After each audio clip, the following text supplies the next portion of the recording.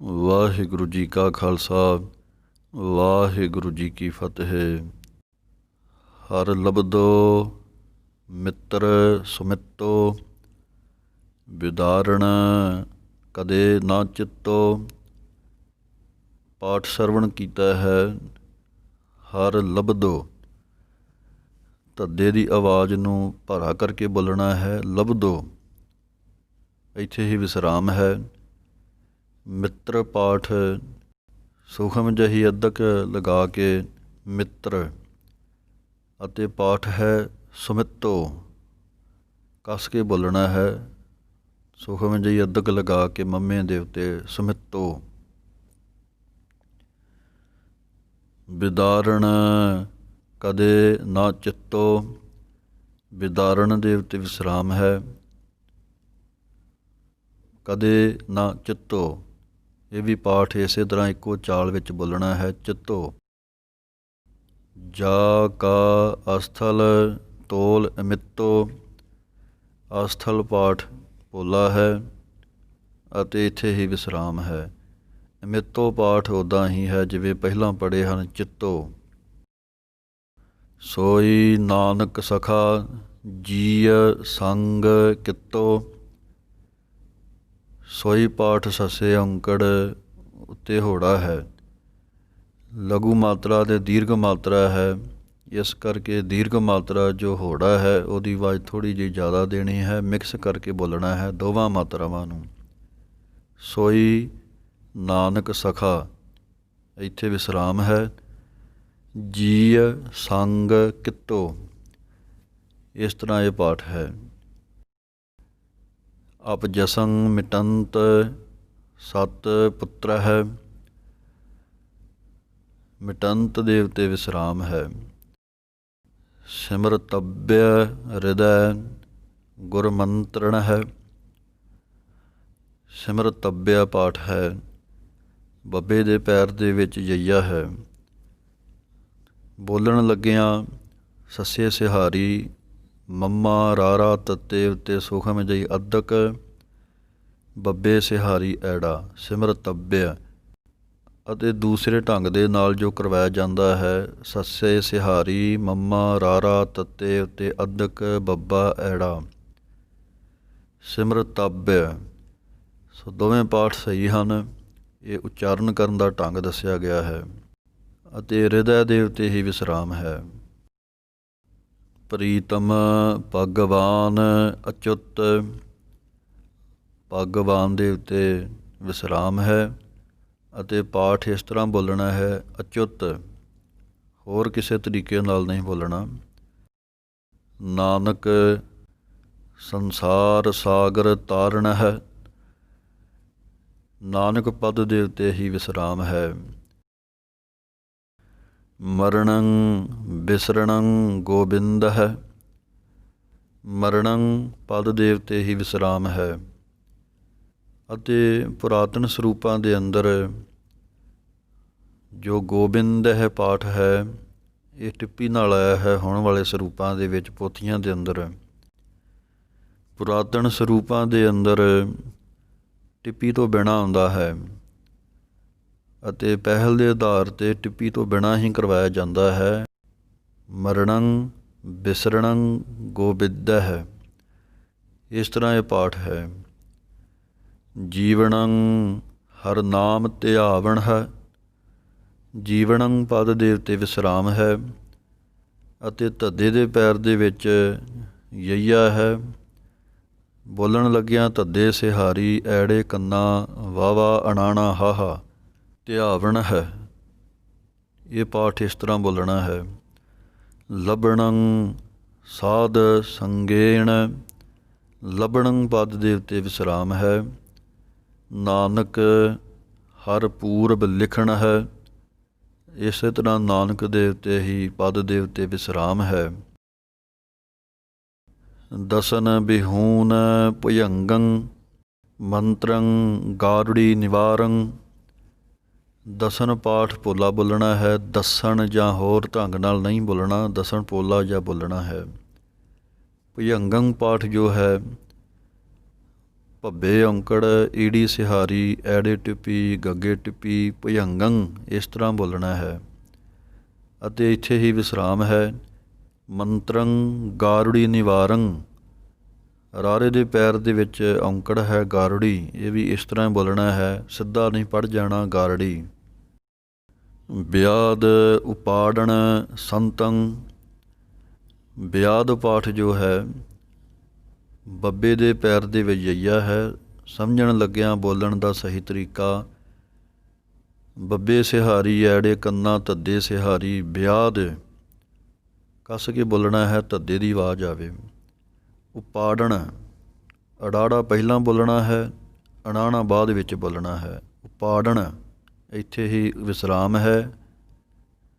ਨਾਨਕ ਲਬਦ ਕਰਮਣ ਹੈ, ਨਾਨਕ ਪਦ ਦੇ ਉੱਤੇ ਹੀ ਵਿਸਰਾਮ ਹੈ। ਅਤੇ ਲਬਦ ਪਾਠ ਬੋਲਣਾ ਹੈ, ਲਬੱਦ ਜਾਂ ਹੋਰ ਢੰਗ ਨਾਲ ਨਹੀਂ। ਜਥ ਕਥ ਰਮਣੰ ਸਰਣੰ ਸਰਬੱਤਰ ਜੀਅਣ ਹੈ, ਜਥ ਕਥ ਇਹ ਪਾਠ ਬੋਲਾ ਹੈ। ਰਮਣੰ ਇੱਥੇ ਵਿਸਰਾਮ ਹੈ। ਤਥ ਲੱਗਣੰ ਪ੍ਰੇਮ ਨਾਨਕ, ਤਥ ਪਾਠ ਵੀ ਪੋਲਾ ਹੈ। ਲੱਗਣੰ ਪਾਠ ਥੋੜ੍ਹਾ ਜਿਹਾ ਕੱਸ ਕੇ ਹੈ, ਅੱਧਕ ਦਾ ਰੂਪ ਦੇ ਵਿੱਚ ਲੱਲੇ ਦੇ ਉੱਤੇ ਬੋਲਣੀ ਹੈ, ਲੱਗਣੰ। ਅਤੇ ਇੱਥੇ ਹੀ ਵਿਸਰਾਮ ਹੈ। ਪ੍ਰਸਾਦੰ ਗੁਰਦਰਸ਼ਨ ਹੈ, ਪ੍ਰਸਾਦੰ ਇੱਥੇ ਵਿਸਰਾਮ ਹੈ। ਚਰਨਾਰ ਬਿੰਦ ਮਨ ਵਿਦਿਅੰ, ਚਰਨਾਰ ਬਿੰਦ ਇੱਥੇ ਵਿਸਰਾਮ ਹੈ। ਮਨ ਵਿਦਿਅੰ ਬੋਲਣ ਦਾ ਸਹੀ ਤਰੀਕਾ ਹੈ, ਬੱਬੇ ਸਿਹਾਰੀ, ਧੱਦੇ ਸਿਹਾਰੀ, ਐੜੇ ਟਿੱਪੀ, ਵਿਦਿਅੰ। ਸਿੱਧਿਅੰ ਸਰਬ ਕੁਸਲਣ ਹੈ, ਸਿੱਧਿਅੰ ਪਾਠ ਦੇ ਉੱਤੇ ਵਿਸਰਾਮ ਹੈ। ਜਿਸ ਤਰ੍ਹਾਂ ਵਿਦਿਅੰ ਬੋਲਿਆ ਸੀ ਉਸੇ ਤਰ੍ਹਾਂ ਸਿੱਧਿਅੰ ਪਾਠ ਬੋਲਣਾ ਹੈ। ਗਾਥਾ ਗਾਵੰਤ ਨਾਨਕ, ਭੱਬਿਅੰ ਪਰਾ ਪੂਰਬਣ ਹੈ, ਨਾਨਕ ਪਦ ਦੇ ਉੱਤੇ ਵਿਸਰਾਮ ਹੈ। ਭੱਬਿਅੰ ਪਾਠ ਜੋ ਹੈ, ਭੱਬਾ ਬੱਬੇ ਸਿਹਾਰੀ, ਐੜੇ ਟਿੱਪੀ, ਭੱਬਿਅੰ ਇਸ ਢੰਗ ਨਾਲ ਬੋਲਣਾ ਹੈ। ਅਗਲੀ ਪੰਕਤੀ ਹੈ, ਸੁਭ ਬਚਨ ਰਮਣੰ ਗਵਣੰ ਸਾਧ ਸੰਗੇਣ, ਉਦਰਣ ਹੈ ਸੰਸਾਰ ਸਾਗਰੰ, ਨਾਨਕ ਪੁਨਰਪ ਜਨਮ ਨਾ ਲੱਭਿਅਤੇ। ਹੁਣ ਇਹਨਾਂ ਦੋਵਾਂ ਪੰਕਤੀਆਂ ਨੂੰ ਆਪ ਜੀ ਧਿਆਨ ਨਾਲ ਦਰਸ਼ਨ ਕਰ ਰਹੇ ਹੋ। ਸੋ ਇਹਨਾਂ ਦਾ ਵਿਸਰਾਮ ਕਿਵੇਂ ਲਗਾਉਣਾ ਹੈ, ਜਦੋਂ ਵੀ ਇਹ ਪਾਠ ਆਵੇ ਧਿਆਨ ਰੱਖਣਾ ਹੈ। ਸਰੂਪਾਂ ਦੇ ਅੰਦਰ, ਪੋਥੀਆਂ ਦੇ ਵਿੱਚ ਇਹ ਪਾਠ ਇਸੇ ਤਰ੍ਹਾਂ ਹੀ ਹੈ ਜਿਵੇਂ ਆਪ ਜੀ ਦਰਸ਼ਨ ਕਰ ਰਹੇ ਹੋ। ਸੁਭ ਬਚਨ ਰਮਣੰ ਗਵਣੰ ਸਾਧ ਸੰਗੇਣ, ਇੱਥੇ ਸੰਗੇਣ ਦੇ ਉੱਤੇ ਵਿਸਰਾਮ ਲਗਾਉਣਾ ਹੈ। ਅਤੇ ਉਦਰਣ ਹੈ ਪਾਠ ਦੇ ਅੱਗੇ ਦੋ ਡੰਡੀਆਂ ਹਨ, ਲੇਕਿਨ ਇਸ ਉਦਰਣ ਹੈ ਪਾਠ ਦਾ ਜੋ ਵਿਸਰਾਮ ਹੈ ਅਤੇ ਉਚਾਰਨ ਅਗਲੀ ਪੰਕਤੀ ਨਾਲ ਮਿਲ ਕੇ ਕਰਨਾ ਹੈ। ਜਿਵੇਂ ਸੁਭ ਬਚਨ ਰਮਣੰ ਗਵਣੰ ਸਾਧ ਸੰਗੇਣ, ਉਦਰਣ ਹੈ ਸੰਸਾਰ ਸਾਗਰੰ, ਨਾਨਕ ਪੁਨਰਪ ਜਨਮ ਨਾ ਲੱਭਿਅਤੇ। ਇਸ ਤਰ੍ਹਾਂ ਆਪ ਜੀ ਨੇ ਪਾਠ ਸਰਵਣ ਕੀਤਾ ਹੈ। ਸੰਗੇਣ ਪਾਠ ਦੇ ਉੱਤੇ ਵਿਸਰਾਮ ਲਗਾ ਕੇ ਉਦਰਣ ਹੈ ਪਾਠ ਨੂੰ ਅਗਲੀ ਪੰਕਤੀ ਨਾਲ ਮਿਲਾ ਕੇ ਸਾਗਰੰ ਦੇ ਉੱਤੇ ਵਿਸਰਾਮ ਲਗਾ ਕੇ ਬੋਲਣਾ ਹੈ। ਨਾਨਕ ਪੁਨਰਪ ਜਨਮ ਨਾ ਲੱਭਿਅਤੇ। ਸੋ ਇਹ ਢੰਗ ਹੈ ਇਸ ਪੰਕਤੀ ਨੂੰ ਬੋਲਣ ਦਾ। ਅਤੇ ਲੱਭਿਅਤੇ ਪਾਠ ਜੋ ਹੈ ਭੱਬੇ ਦੇ ਪੈਰ ਦੇ ਵਿੱਚ ਯਈਆ ਹੈ। ਲੱਲਾ ਭੱਬੇ ਸਿਹਾਰੀ, ਐੜਾ ਤੱਤੇ ਲਾਂ ਬੋਲਣੀ ਹੈ, ਲੱਭਿਅਤੇ। ਵੇਦ ਪੁਰਾਣ ਸ਼ਾਸਤਰ ਵਿਚਾਰੰ, ਪੁਰਾਣ ਪਾਠ ਦੇ ਉੱਤੇ ਵਿਸਰਾਮ ਲਗਾਉਣਾ ਹੈ। ਏਕੰਕਾਰ ਨਾਮ ਉਰ ਧਾਰੰ, ਏਕੰਕਾਰ ਦੇ ਉੱਤੇ ਵਿਸਰਾਮ ਹੈ। ਕੁਲ ਹੈ ਸਮੂਹ ਸਗਲ ਉਦਾਹਰੰ, ਕੁਲ ਹੈ ਸਮੂਹ ਇੱਥੇ ਵਿਸਰਾਮ ਹੈ। ਵਡਭਾਗੀ ਨਾਨਕ ਕੋ ਤਾਰੰ, ਨਾਨਕ ਪਦ ਦੇ ਉੱਤੇ ਵਿਸਰਾਮ ਹੈ। ਇਹ ਪਾਠ ਇਕੱਠਾ ਹੀ ਪੜ੍ਹਨਾ ਹੈ। ਵਡਭਾਗੀ ਨਾਨਕ ਅਤੇ ਕੋ ਤਾਰੰ ਪਾਠ ਅਲੱਗ ਹੈ। ਸਿਮਰਣੰ ਗੋਬਿੰਦ ਨਾਮੰ, ਉਦਰਣੰ ਕੁੱਲ ਸਮੂਹਣ ਹੈ। ਸਿਮਰਣੰ ਗੋਬਿੰਦ ਨਾਮੰ, ਇੱਥੇ ਵਿਸਰਾਮ ਹੈ। ਉਦਰਣੰ ਪਾਠ ਇਸੇ ਤਰ੍ਹਾਂ ਪੜ੍ਹਨਾ ਹੈ, ਉਦਰਣੰ ਨਹੀਂ ਬੋਲਣਾ, ਅਤੇ ਕੁੱਲ ਪਾਠ ਪੋਲਾ ਬੋਲਣਾ ਹੈ। ਸਮੂਹਣ ਹੈ। ਲਬਦਿਅੰ ਸਾਧ ਸੰਗੇਣ ਨਾਨਕ, ਵਡਭਾਗੀ ਪੇਟੰਤ ਦਰਸ਼ਨ ਹੈ। ਨਾਨਕ ਪਦ ਦੇ ਉੱਤੇ ਵਿਸਰਾਮ ਲਗਾਉਣਾ ਹੈ। ਵਡਭਾਗੀ ਪੇਟੰਤ, ਟੈਂਕੇ ਦੀ ਆਵਾਜ਼ ਆਉਣੀ ਚਾਹੀਦੀ ਹੈ, ਬਹੁਤੇ ਢੱਡੇ ਦੀ ਆਵਾਜ਼ ਬੋਲ ਜਾਂਦੇ ਹਨ। ਪੇਟੰਤ ਦਰਸ਼ਨ ਹੈ। ਸਰਬ ਦੋਖ ਪ੍ਰੰਗ ਤਿਆਗੀ, ਸਰਬ ਧਰਮ ਦ੍ਰਿੜੰਤਣ ਹੈ। ਪ੍ਰੰਗ ਤਿਆਗੀ ਪਾਠ ਇਸੇ ਤਰ੍ਹਾਂ ਬੋਲਣਾ ਹੈ, ਅਤੇ ਵਿਸਰਾਮ ਵੀ ਇਹਦੇ ਉੱਤੇ ਹੈ। ਅਤੇ ਪਾਠ ਆਪ ਜੀ ਦਰਸ਼ਨ ਕਰ ਰਹੇ ਹੋ, ਦ੍ਰਿੜੰਤਣ, ਅਤੇ ਦੋ ਬਿੰਦੀਆਂ ਹਨ ਅੱਗੇ, ਜੋ ਇਸ ਤਰ੍ਹਾਂ ਸਰੂਪਾਂ ਦੇ ਵਿੱਚ ਆਉਂਦਾ ਹੈ। ਇਹਨਾਂ ਬਿੰਦੀਆਂ ਨੂੰ ਕਿਵੇਂ ਬੋਲਣਾ ਹੈ, ਬਹੁਤੇ ਪਾਠ ਕਰਨ ਵਾਲਿਆਂ ਨੂੰ ਜਾਂ ਪਾਠੀ ਸਿੰਘਾਂ ਨੂੰ ਵੀ ਇਹਦੇ ਬਾਰੇ ਨਹੀਂ ਪਤਾ। ਜਦੋਂ ਵੀ ਇਹ ਬਿੰਦੀਆਂ ਆਉਂਦੀਆਂ ਹਨ ਅਤੇ ਉਹਨਾਂ ਨੂੰ ਪਤਾ ਨਹੀਂ ਲੱਗਦਾ ਵੀ ਇਹਨਾਂ ਨੂੰ ਢੰਗ ਕੀ ਹੈ ਬੋਲਣ ਦਾ, ਜਾਂ ਉੱਦਾਂ ਹੀ ਲਿਖ ਦਿੱਤੀਆਂ ਹਨ। ਅਤੇ ਕਈ ਪਾਠੀ ਇੱਥੋਂ ਤੱਕ ਵੀ ਬੋਲ ਜਾਂਦੇ ਹਨ, ਦ੍ਰਿੜੰਤਣ ਪਾਠ ਬੋਲ ਕੇ ਦੋ ਬਿੰਦੀਆਂ ਬੋਲ ਜਾਂਦੇ ਹਨ ਨਾਲ ਹੀ ਇਸੇ ਤਰ੍ਹਾਂ ਹੀ। ਲੇਕਿਨ ਇਹ ਦੋ ਬਿੰਦੀਆਂ ਨੂੰ ਵਿਸਰਗਾਂ ਆਂਦੇ ਹਨ। ਇਹ ਸੰਸਕ੍ਰਿਤ ਭਾਸ਼ਾ ਦੇ ਵਿੱਚ ਵਰਤੀਆਂ ਗਈਆਂ ਹਨ, ਸੰਸਕ੍ਰਿਤ ਦੇ ਗ੍ਰੰਥਾਂ ਵਿੱਚ ਵਰਤੀਆਂ ਗਈਆਂ ਹਨ, ਅਤੇ ਗੁਰੂ ਅਰਜਨ ਦੇ ਮਹਾਰਾਜ ਸੱਚੇ ਪਾਤਸ਼ਾਹ ਜੀਆਂ ਨੇ ਇਹਨਾਂ ਦੀ ਵਰਤੋਂ ਵੀ ਇੱਥੇ ਕੀਤੀ ਹੈ।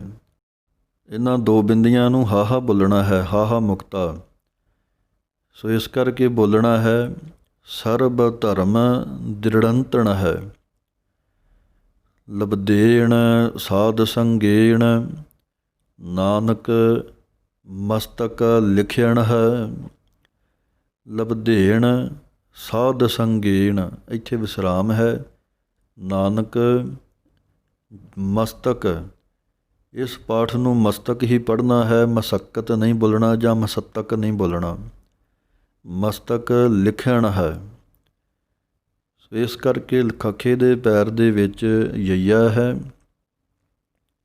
ਬੋਲਣ ਲੱਗਿਆਂ ਲੱਲੇ ਸਿਹਾਰੀ, ਖੱਖੇ ਸਿਹਾਰੀ, ਐੜਾ ਅਣਾਣਾ ਹਾਹਾ ਮੁਕਤਾ। ਲਿਖਿਅਣ ਹੈ। ਖੱਖੇ ਨੂੰ ਸਿਹਾਰੀ ਸੂਖਮ ਜਿਹੀ ਬੋਲਣੀ ਹੈ, ਅਤੇ ਦੂਸਰੇ ਢੰਗ ਨਾਲ ਜੋ ਕਰਵਾਇਆ ਜਾਂਦਾ ਹੈ ਉਹ ਖੱਖੇ ਨੂੰ ਸਿਹਾਰੀ ਤੋਂ ਬਿਨਾਂ ਵੀ ਬੋਲਦੇ ਹਨ। ਲਿਖਣ ਹੈ। ਲੱਲੇ ਸਿਹਾਰੀ, ਖੱਖਾ, ਐੜਾ ਅਣਾਣਾ ਹਾਹਾ। ਸੋ ਇਸ ਤਰ੍ਹਾਂ ਇਹ ਦੋਵੇਂ ਤਰੀਕੇ ਠੀਕ ਹਨ ਬੋਲਣ ਦੇ। ਹੋਇਓ ਹੈ ਹੋਵੰਤੋ, ਹਰਣ ਭਰਣ ਸੰਪੂਰਨ ਹੈ।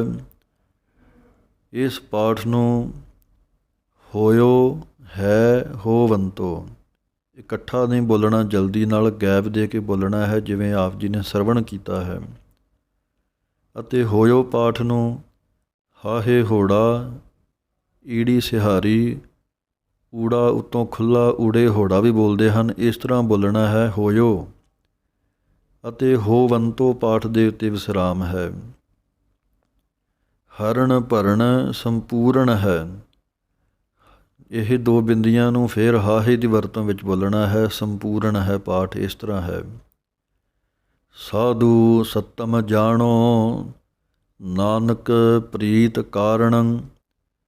ਇਸ ਤਰ੍ਹਾਂ ਸਤਮ ਪਾਠ ਕੱਸ ਕੇ ਬੋਲਣਾ ਹੈ। ਜਾਣੋ ਦੇ ਉੱਤੇ ਵਿਸਰਾਮ ਹੈ। ਅਗਲੀ ਪੰਕਤੀ ਹੈ, ਸੁਖੇਣ ਬੈਣ ਰਤਨੰ, ਰਚਨੰ ਕਸੁੰਭ ਰੰਗਣ ਹੈ।